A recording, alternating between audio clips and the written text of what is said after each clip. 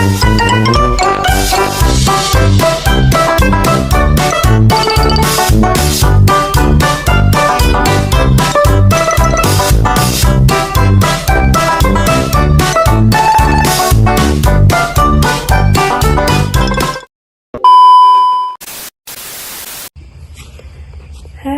Assalamualaikum warahmatullahi wabarakatuh.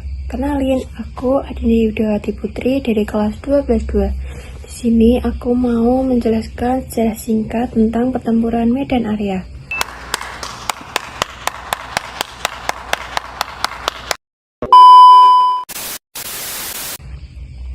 Di sini pertempuran Medan Area adalah pertempuran besar yang terjadi di Sumatera Utara antara rakyat Indonesia melawan pasukan sekutu dan Nica Belanda. Peristiwa ini berlangsung 13 Oktober 1945 hingga 15 Februari 1947. Berawal dari insiden penghinaan terhadap lencana merah putih oleh seorang tentara Nica di Medan. Pertempuran ini kemudian meluas, berlangsung lama, dan menjadikan istilah Medan Area sebagai simbol perlawanan rakyat Sumatera Utara dalam mempertahankan kemerdekaan Indonesia. Apa sih latar belakang dari pertempuran Medan Area? Nah, di sini latar belakang pertempuran Medan Area yaitu proklamasi kemerdekaan 17 Agustus 1945 membuat rakyat Indonesia bertekad mempertahankan kemerdekaan dari upaya Belanda untuk kembali berkuasa. Pasukan Inggris datang ke Medan pada Oktober 1945 dengan alasan melucuti tentara Jepang. Namun mereka juga membawa Nica yang ingin menguasai kembali Indonesia. Kedatangan Nica memicu ketegangan mereka mulai mengibarkan bendera Belanda dan bertindak arogan terhadap rakyat Indonesia. A few moments later. Insiden lencana merah putih yang dirampas dan diinjak tentara Nica menjadi pemicu langsung meletusnya perlawanan rakyat Medan. Kronologinya yaitu awal Oktober 1945, pasukan Inggris datang ke Medan dengan alasan membebaskan tawanan perang dan melucuti tentara Jepang. Namun, membawa serta tentara Nica Belanda.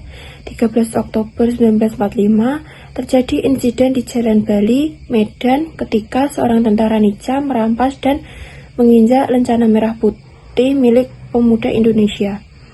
Insiden ini memicu kemarahan rakyat dan serangan terhadap pos-pos sekutu. 14 hingga 17 Oktober 1945, pertempuran meluas ke gedung-gedung pemerintahan yang dikuasai oleh sekutu. Rakyat dan pemuda melakukan perlawanan di berbagai titik kota. 18 Oktober 1945, sekutu mengultimatumkan rakyat agar menyerahkan senjata, tetapi ultimatum ditolak. Rakyat semakin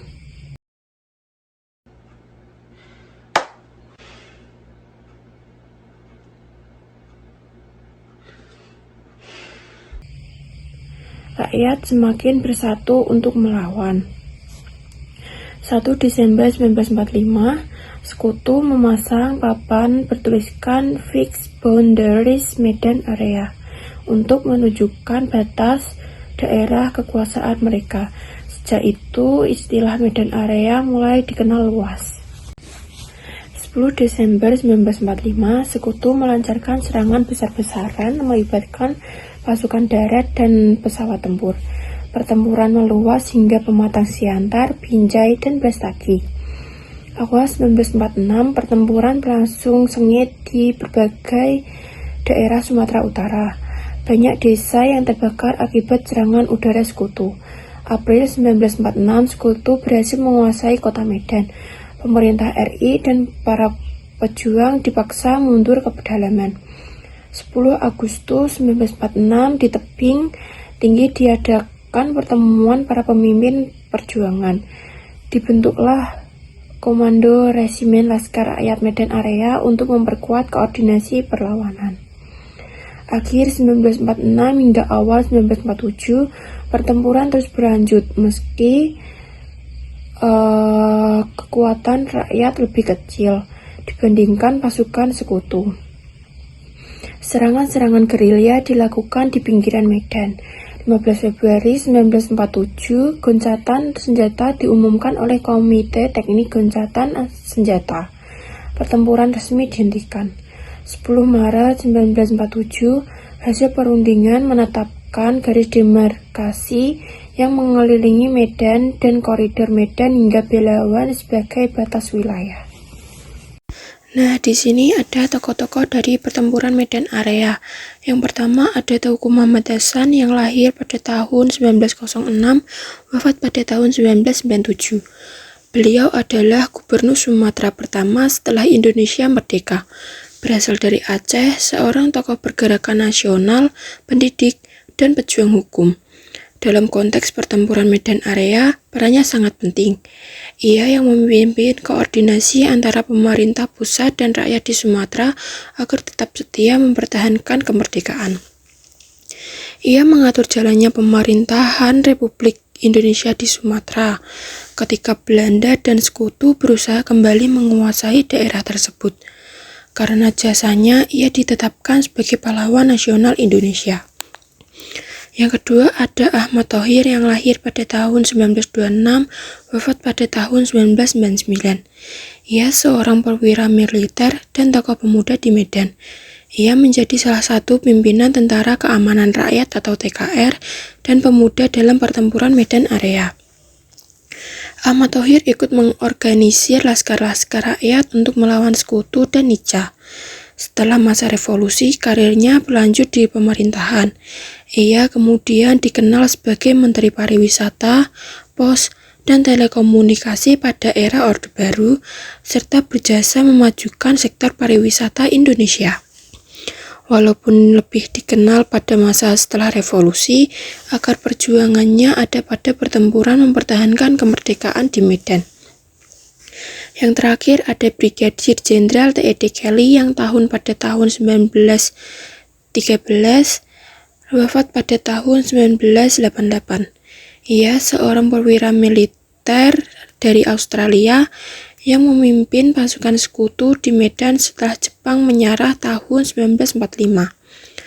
Tugas resminya adalah melucuti tentara Jepang, tetapi dalam praktiknya ia juga membantu mengamankan kembalinya Belanda Nica ke Indonesia. Keputusan militernya seperti menetapkan medan area boundaries untuk membatasi gerakan rakyat, justru memicu perlawanan lebih keras dari para pejuang Indonesia. Namanya tercatat dalam sejarah Indonesia karena menjadi lawan yang dihadapi rakyat dalam pertempuran medan area. Jadi ketiga tokoh ini punya posisi berbeda.